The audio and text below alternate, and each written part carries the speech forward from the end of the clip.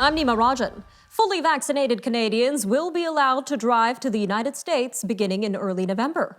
Details are expected today from U.S. Homeland Security Secretary Alejandro Mayorkas about America's newly announced plan. It would let fully vaccinated Canadian travelers cross the land border again for non-essential purposes. Yesterday's decision to reopen the border next month follows a 19-month freeze due to the COVID-19 pandemic. Canada opened its border to fully vaccinated American travelers in August.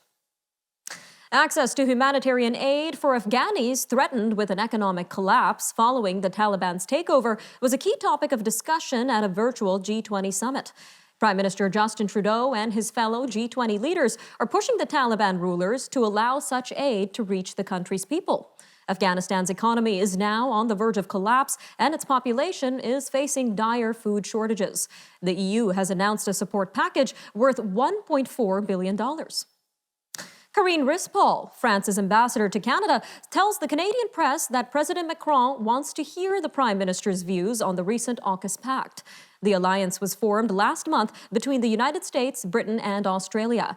Mr. Trudeau has shrugged off Canada's exclusion. He says the alliance is about selling Australia nuclear submarines, which is something that Canada has no part in. A federal court justice has ruled the federal government does not have to reinstate Major General Danny Forten as the head of Canada's vaccine distribution campaign. General Forten's lawyers argued that their client was removed back in May for purely political reasons. He was charged with sexual misconduct from an allegation made about 20 years ago. Justice Anne-Marie MacDonald decided if General Forten was not happy with his removal, he should file a formal complaint with the military, not the courts. Environmental activists are taking issue with Canada's decision to invoke a 44-year-old treaty with the U.S. The treaty would halt Michigan's effort to shut down the Line 5 cross-border oil pipeline. Oil and Water Don't Mix, a coalition of Michigan environmental and Indigenous groups, says Ottawa's effort to keep the pipeline flowing is a misguided and misleading gambit. It plans to circulate a 33,000-signature petition among American lawmakers this week. The petition is urging President Joe Biden to support Michigan's legal effort to shut down Line 5 over environmental concerns. An online survey by Leger and the Association for Canadian Studies suggests 40% of Canadians have a negative opinion of Facebook, and half of respondents say the social media giant should be regulated or broken up. The vast majority agreed Facebook amplifies hate speech, helps spread fake news, and damages people's mental health. However, more than 3 in 4 also believe the social network helps them to stay connected to their loved ones. A survey by auditing firm KPMG suggests the vast majority of Canadian small and medium enterprises are optimistic about long-term growth post-pandemic. 92% of SMEs said they're confident that they have the right strategies to overcome short-term hurdles and grow their company in the next 3 years. The survey found that issues around the labor market, supply chain, and cybersecurity in an increasingly digital world are top concerns among SMEs in the short term. Provincial Health Officer Dr. Bonnie Henry issued an order yesterday requiring children 5 and older to wear masks in public spaces. This expands on the mandate for those aged 12 and up. She says the province is preparing to vaccinate about 340,000 children up to age 11 as early as next month, pending Health Canada approval. Iqaluit residents are dealing with serious drinking water issues. The Nunavut government says tests found evidence of petroleum, hydrocarbons, or fuel chemicals in the city's tap water. And so residents are being told not to drink, boil, or cook with it. It also says newborns and infants should not be bathed in the tap water. The city ran tests last week and had originally said the tap water was safe to drink after residents complained that it smelled like fuel. An emergency water source is being made available as officials work to fix the problem. The Saskatchewan Health Authority says it is facing a major shortage of frontline workers. During an SHA meeting last week, Deputy Chief Medical Officer Dr. John Froh said people's level of care is at risk. Dr. Froh said nurse-to-patient ratios will deteriorate, and at some point, the province will need to transfer patients to other jurisdictions. The SHA meeting noted some patients in Saskatoon are waiting up to 53 hours in the emergency department for a bed. Well, the puck drops on a new NHL season tonight for most of Canada's teams. The Toronto Maple Leafs host the Montreal Canadiens in the first game of the evening. The Winnipeg Jets take on the Anaheim Ducks, and the Edmonton Oilers host the Vancouver Canucks. All right, we'll be right back after the break, and when we come back, we'll take a look at our weekly economic update with Catherine Murray, the host of The Buck Stops Here. That, and of course, more news from around the world, only on Forum Daily News. We'll see you soon.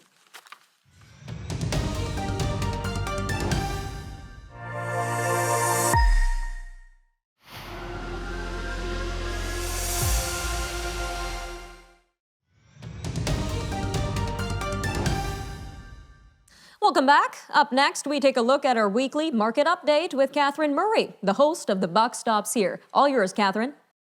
Thanks, Nima. Hello, I'm Catherine Murray, and welcome to your weekly market recap. Markets are relatively unchanged and in a bit of a holding pattern ahead of the third quarter U.S. earnings season, which did kick off this week. We are seeing a Canadian dollar stronger versus the U.S. dollar, and also some profit taking in oil and oil stocks. That is after WTI traded and closed above $80 a barrel this week. That's the first time we've seen that level since 2014. Front and center, however, is, of course, the earnings season where investors are expecting strong but moderating growth. Key, however, will be how much of that is already baked into the market.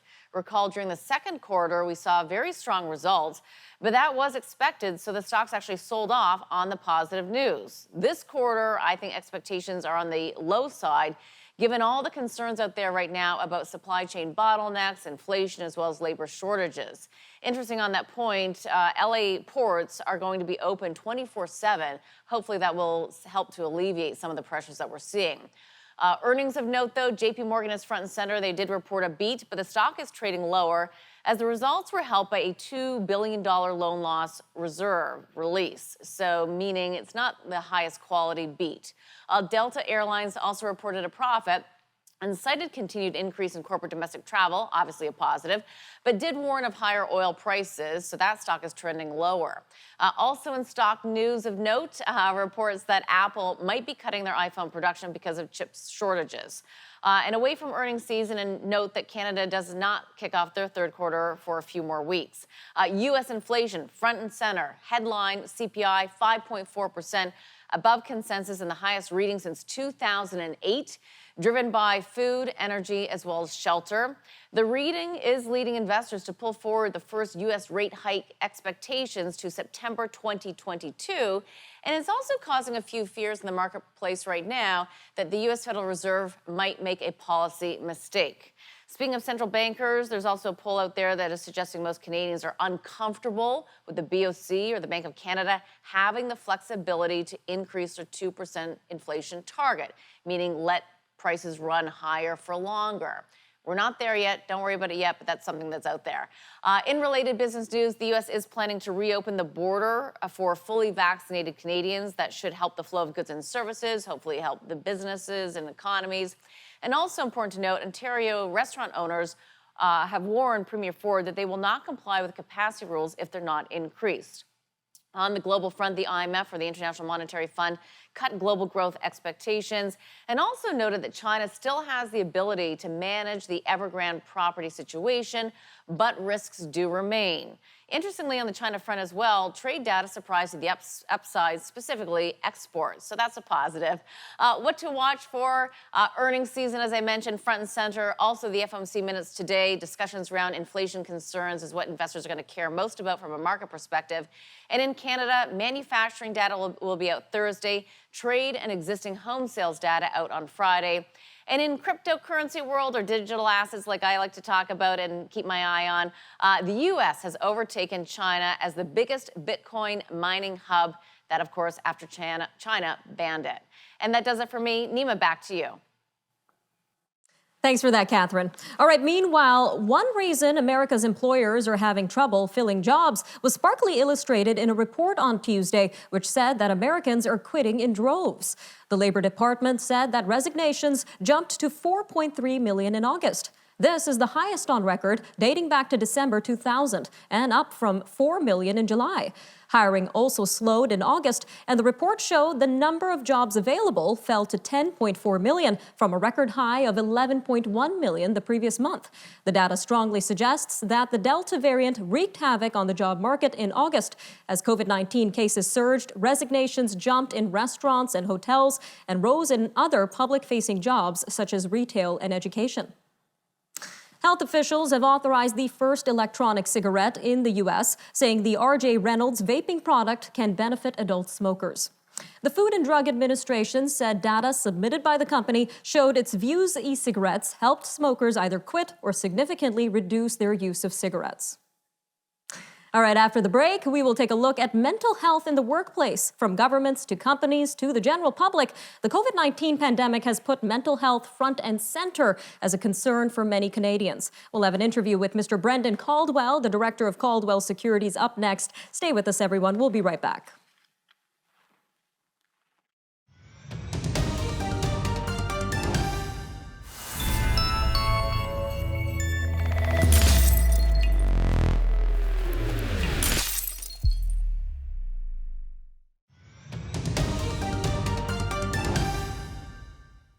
Nova Scotia's new progressive conservative government outlined a list of ways it plans to fix the ailing healthcare system in its first throne speech yesterday, and mental health was on the docket.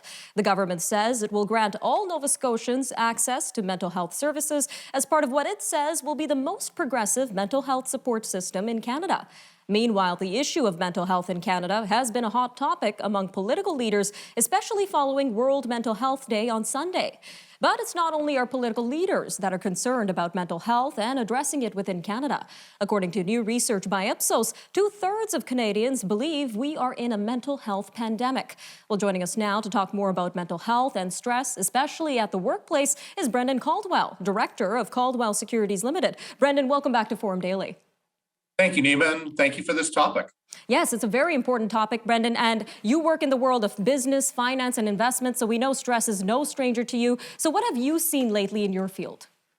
Well, it's interesting, Nima. Most people think that the stress in my business has to do with the markets going up and down. Oh, I couldn't imagine that kind of stress, the uncertainty of it. And well, there is an element of that. That actually isn't most of the stress. Most of the stress is interpersonal, dealing with people, whether clients or co-workers, helping them to achieve their hopes and dreams. One takes on a lot of stress from other people.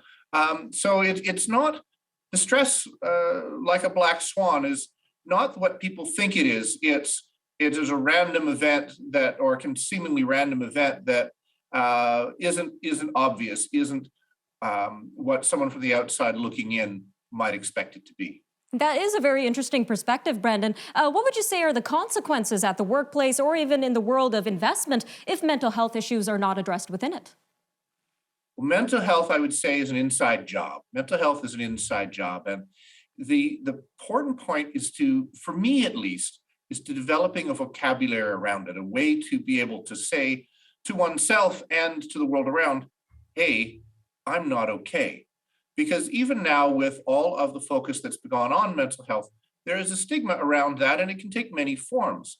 I think it's got particularly bad, if there's, for want of a better term, during COVID, as many people have talked about, because we've been so focused on work. There hasn't been appropriate boundaries between work and home, the usual shut-off valves that have allowed people to escape from the stresses they have at work or the stresses they have at home. The boundaries have been blurred and those escape valves are not functioning. Now, that's a really good point there, Brendan. Too many people suffer in silence, especially when it comes to the workplace. What is your advice when it comes to addressing this issue? Well, I think there's a few things. There are some basic things that I think we each need to do for ourselves. And it is, the term they've come up with is self-care.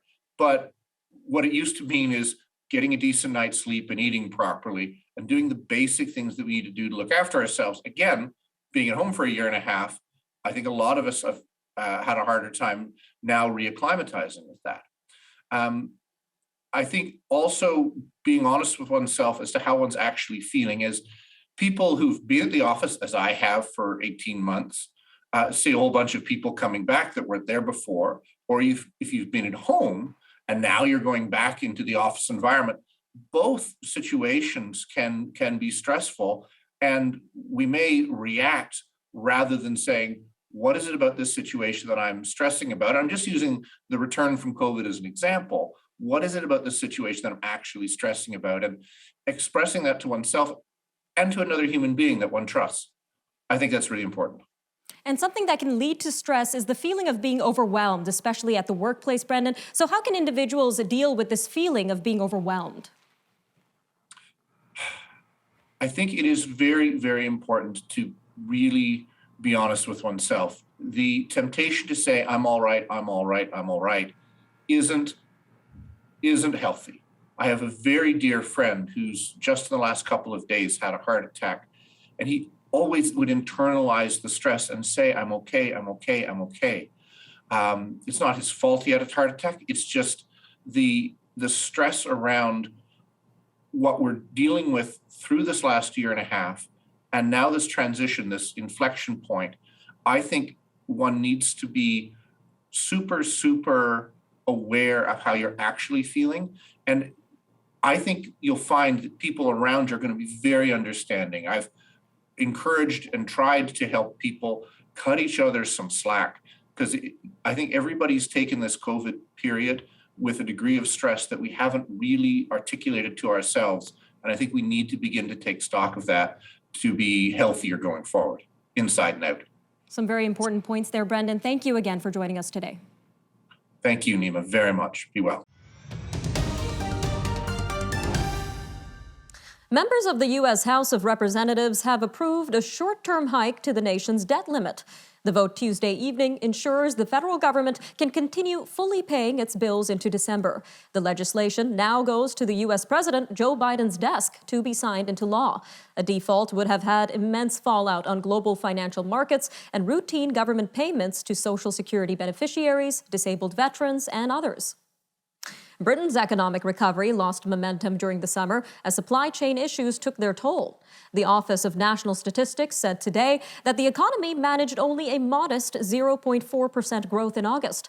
This as restaurants and festivals benefited from the first full month without COVID-19 restrictions in England.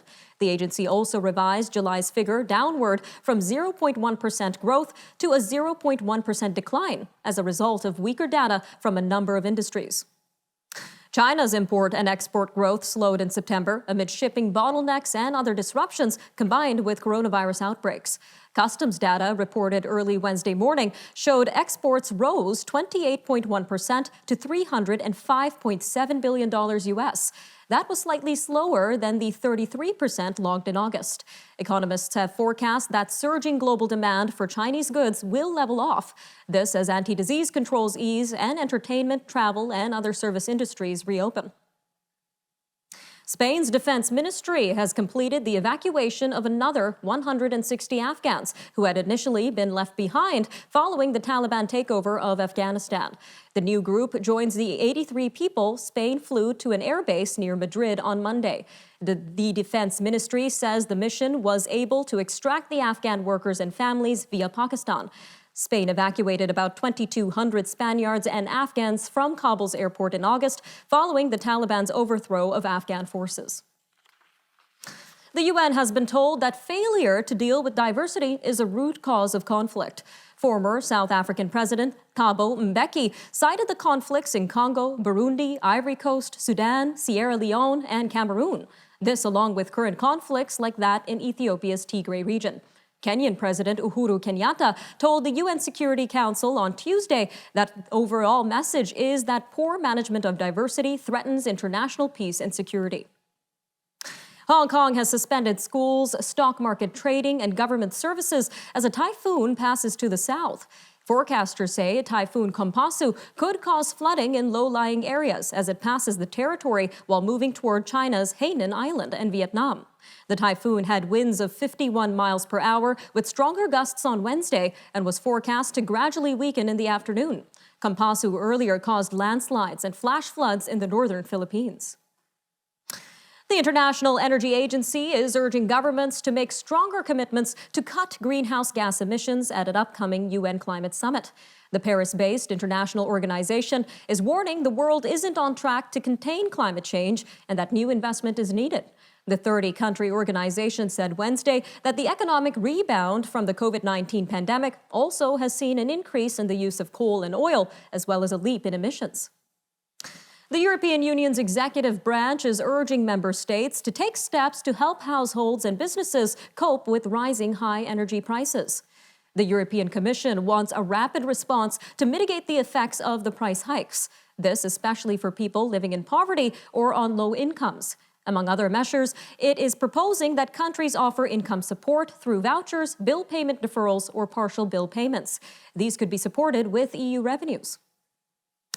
Chinese officials say the country will have enough electricity supplies to heat homes throughout the winter amid a nationwide energy crunch. The head of China's planning agency on Wednesday also said China would meet its carbon reduction targets. This even as it ramps up coal production to satisfy increased electricity demands. China has implemented power cuts to meet conservation targets and ease strain on energy supplies. These have forced some homes to rely on generators or have meals by cell phone lights. A coroner says slain cross-country traveler Gabby Petito was strangled. The 22-year-old woman's body was found last month in a remote area of northern Wyoming. Teton County Coroner Dr. Brent Blue says Miss Petito is thought to have been strangled and left in the wilderness sometime in late August. Miss Petito's boyfriend, Ryan Laundrie, is considered a person of interest in her disappearance and remains unaccounted for. Well, Captain Kirk blasted into the final frontier today. William Shatner got his first real taste of space after years of playing a rocket man on TV. At 90 years old, William Shatner, best known for playing Captain Kirk in the original Star Trek, becomes the oldest person to go to space. He blasted off aboard Blue Origin's second passenger flight. That'll do it for your look at news for today. I'm Nima Rajan. We'll see you next time.